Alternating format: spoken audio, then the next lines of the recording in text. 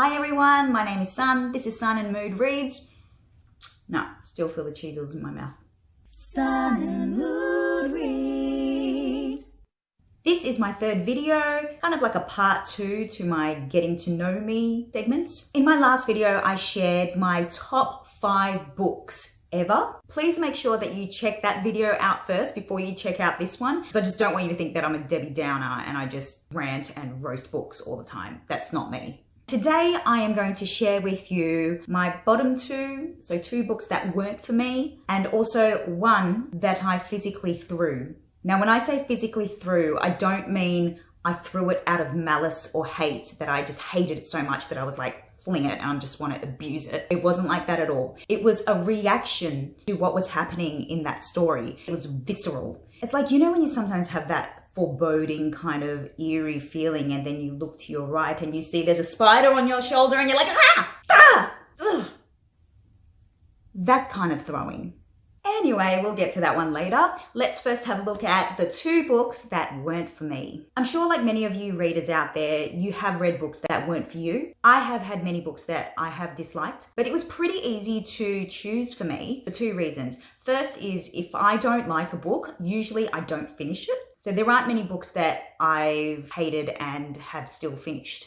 The other way I made it easy for me to choose was I had a criteria. There is a fine line when it comes to a writer's voice. I have a bit of a pet peeve. It might stem from the fact that I am an actor and I've worked with a lot of directors and playwrights and writers. I believe if you're a good writer, the tone, the voice, the style of your writing enhances the story that you're writing. So much so that you're not aware of the writer, you're just swept into the story. On the other hand, I have found that there are some writers who have a distinct voice or tone to their writing, and it actually distracts from the story. Like you are very aware that the writer is trying to point out, hey, look at me, this is my style. So that's the criteria that I'm working from. So without further ado, let's get into it. The first book that wasn't for me was Memoirs of a Geisha by Arthur Golden. I read this book many, many years ago, but still to this day, I clearly remember my disappointment because I really, really wanted to love it in the same way that I loved The Joy Luck Club,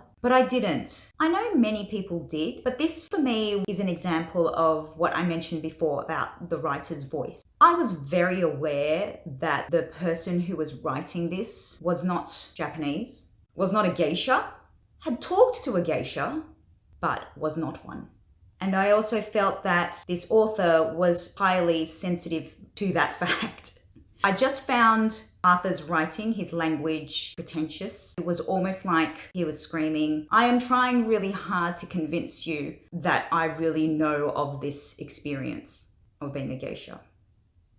I'm not saying that a white person is not allowed to write about an experience of something that's other than the Western culture or whatever culture that they're from. Absolutely do it if you can be genuine and convincing and not get in the way of the actual story. His writing was very distracting. It was very slow. And my other question is, why didn't he just respect the process and just make it a memoir, like make it a non-fiction and not try to elaborately put his language and words onto this memoir, which is not a memoir, it's a fiction. He was just trying to tell the story. It's just, I feel like the whole thing was a little bit of a mess. But of course, this is just my opinion. I know many people enjoyed the book. It just wasn't for me. Okay, so on to the second book that wasn't for me, and I don't think I'll get much flack for this one, is 50 Shades of Grey by E.L. James. I didn't actually finish the book. I got about 70% through it. I really tried.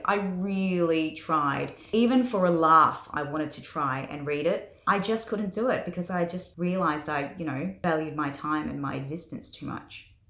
The problem with this book for me, and this goes back to my criteria of the writer's voice, I was very aware of the writer who wrote this, and I was very aware that she was a middle-aged woman. I don't have anything against middle-aged women, like I'm a few years away from being middle-aged, but I do have a problem with it if they're going to write a romance/erotica book, but it's not very convincing. Like some of the things that Christian Grey would say, like, when he met whatever her name is for the first time, and when they had their little sessions. I didn't believe it. Like, I just could not believe that Christian Grey, a guy that looked like that, would say some of the crap that he said during sex. I was very aware of the middle-aged woman that was standing right there as I was reading this. It was just like, I was just really uncomfortable. And I am not a prude. Believe me, I am not a prude. This book is like the female version of the podcast My Dad Wrote a Porno, but My Dad Wrote a Porno is really, really funny and is meant to be funny. 50 Shades of Grey, or as I like to call it, My Auntie Wrote an Erotica Book, is not even funny. I couldn't even laugh at it. It just was so uncomfortable, and I just was not invested in the characters enough to keep going. I don't ever want to read an erotic book ever again that reads like my auntie or my nonna has written it. Ugh.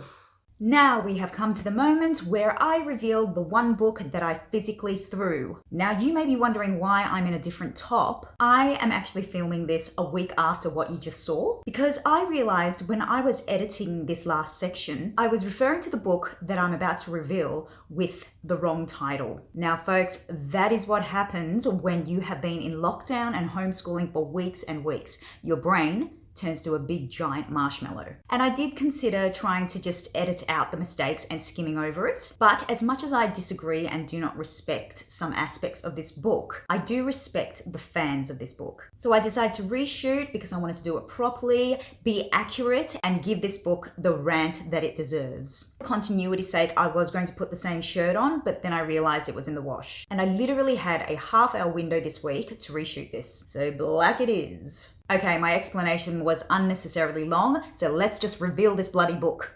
Drum roll, please. Oh, hang on. That probably looks a bit weird, doesn't it? I'll just add the sound effects in later. Drum roll, please. The one book that I physically threw was Breaking Dawn, the fourth book in the Twilight series by Stephenie Meyer.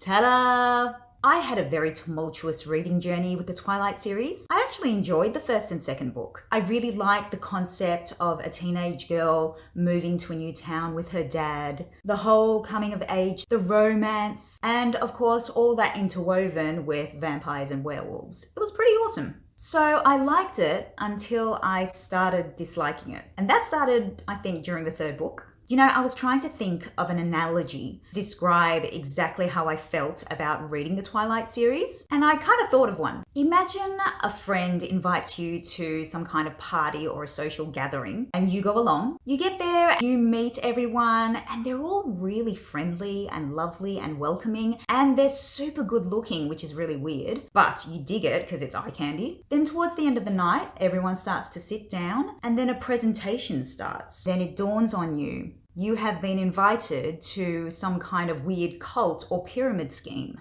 But by then you're already sitting down, you don't want to disappoint your friend, there's only 10 minutes to go till the end of the night, and yes, you're annoyed and feel jibbed, but you're still kind of curious. So you think, as long as I come out of it alive, with my soul intact, and not having purchased anything, I'll see it to the end. That's exactly how I felt about my Twilight experience. Now I'll explain the moment that I threw the Breaking Dawn book. And by the way, this will be a spoiler, so if you haven't read the Twilight series and you are planning to, then I would skip a couple of minutes. Actually, if you skip a couple of minutes, you're going to get to the end of this video, so we may as well say goodbye now.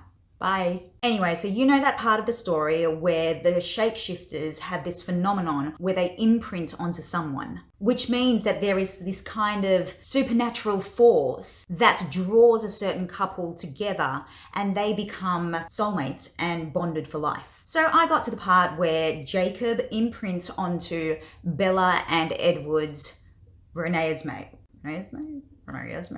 the baby with that ridiculous name. Let's stop for a second.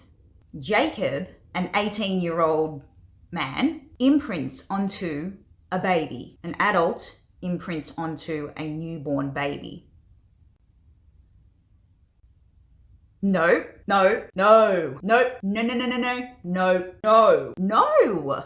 that is the moment I threw the book. Because, quite frankly, I was disgusted. An adult imprinting on a baby was just so borderline. And I get it, I've heard the arguments, it's in the book, that it doesn't necessarily mean romantically or sexually involved. But there is that. There is that potential. And as long as there is that slightest percentage of that potential, it's wrong. Like putting that on a newborn baby. So wrong. I recently had a discussion about this with a friend of mine who was a fan of the book. And she argued, but imprinting isn't a choice. You can't blame Jacob, he can't control it. And to that I replied, absolutely, I completely agree. And I don't blame Jacob. Because he's not a real person. But do you know who is real? Stephanie Meyer, who wrote this concept and took it to that place. Computer says no.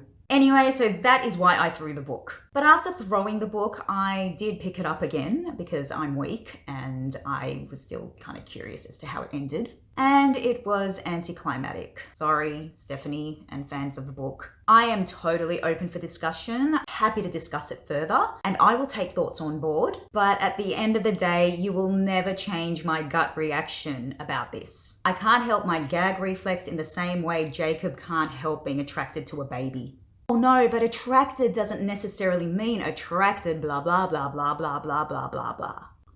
You get my point. So there it is, folks. Memoirs of a Geisha and 50 Shades of Grey were the two books that weren't for me, and the one book that I physically threw was Breaking Dawn, the fourth book of the Twilight series by Stephanie Meyer. By the way, for those who are concerned about book abuse, I didn't throw the book through a window or at someone or at Stephanie Meyer. I just threw it on the couch. So no need to be alarmed. I'm pretty sure I've just lost all 29 of my subscribers right now. So I definitely don't feel confident today to say please subscribe. Do what you will. Thanks for dropping by and hopefully I will see you next time. Bye. Sun and moon.